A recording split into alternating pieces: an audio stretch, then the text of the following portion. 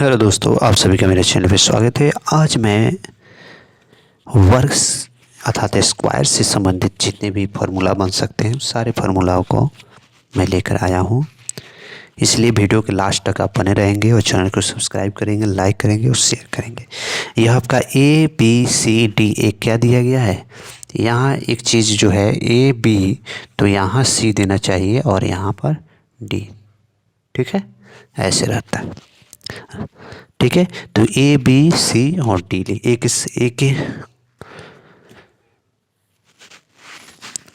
सी हो जाएगा और बी से सामने जो होता है डी हो जाएगा।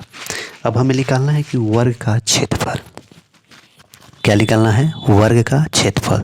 तो वर्ग का क्षेत्रफल बराबर होता है भुजा गुने भुजा।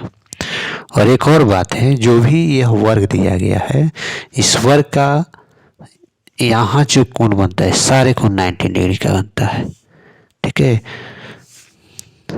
वर्ग की सारी भुजाएं जो होती है बराबर होती है।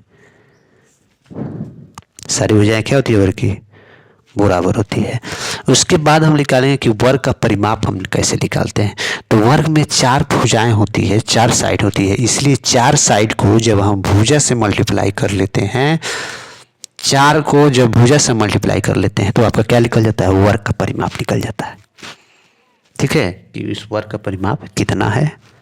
ठीक है, उसके बाद हमें करना क्या है कि वर्ग का विकर्ण दिखाना है कि वर्ग का विकर्ण को हम कैसे निकालते हैं। तो वर्ग का विकर्ण निकालने के लिए हम क्या करते हैं, √2 गुना भुजा, कोई एक भुजा से आप क्या कीजिए मल्टीप्लाई कर दीजिए, तो आपका क्या निकल जाएगा? वर्ग का विकर्ण निकल जाएगा। और वर्ग का हम विकर्ण जानेंगे क्या है। जैसे कि सी से एक लाइन को हम ले जाते हैं यहाँ तक, तो क्या है? सी से बी तक की जो लाइन है ये आपका विकर्ण हो गया, डायगोनल हो गया। विकर्ण डायगोनल एक इंग्लिश में डायगोनल बोलते हैं और हिंदी में विकर्ण होता है, तो यही हो गया। ठीक है, उसके बाद जो है एक सामने सी है, ये भी आपका क्या हो जाएगा? डायगोनल हो जाएगा। ठीक है, तो ये क्या हो गया? वर्ग का डायगोनल हो गया। अब वर्ग का डायगोनल बराबर क्या होता है?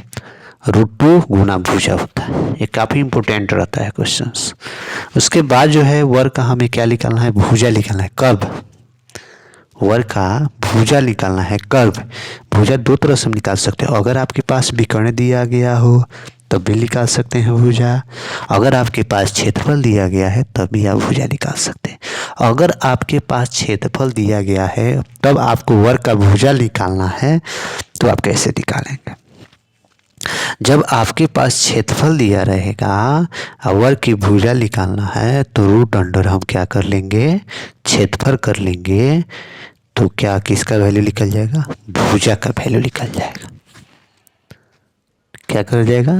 अगर वर्ग का हमें भुजा निकालना है तो रूट अंडर क्षेत्रफल कर लेंगे, तो वर्ग की भुजा हमें आसानी से निकाल सकते हैं।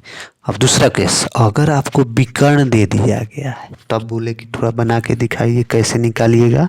तब हम क्या करेंगे कि अगर वर्ग का विकर्ण आपके पास दिया रहेगा तब हम क्या लिखेंगे? विकर्ण।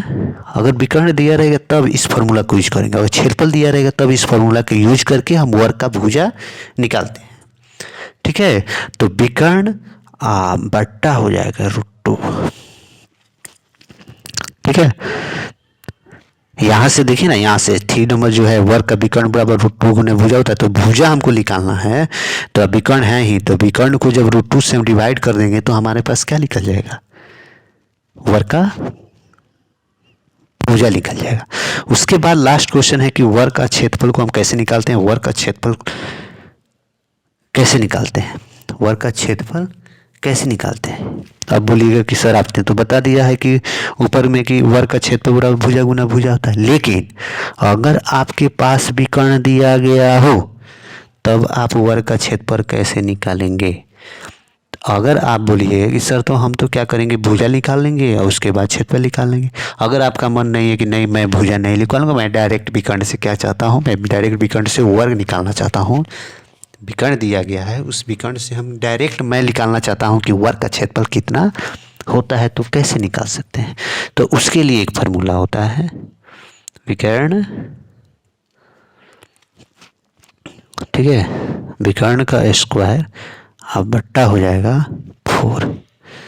जब विकर्ण के स्क्वायर को 4 से डिवाइड करते हैं तो हमें क्या निकल जाता है, वर्ग का क्षेत्रफल हमें आसानी से निकल जाता है जब विकर्ण दिया गया है। तो इसमें काफ़ी इंपॉर्टेंट क्वेश्चन है। इस क्वेश्चन को आपको माइंड में रखना पड़ेगा, जिससे जो है आपका कैलकुलेशन ये कॉम्पिटिटिव से लेकर किसी भी एग्जाम के लिए काफ़ी हेल्पफुल है। कॉम्पिटिटिव हो, क्लास 10 हो, क्लास 8 हो, क्लास 9 हो, क्लास 7 हो, क्लास 6 तक जो ये काफ़ी इंपॉर्टेंट रोल निभाने वाला है ये फॉर्मूला आपका स्क्वायर जो दिया गया है। Thank you.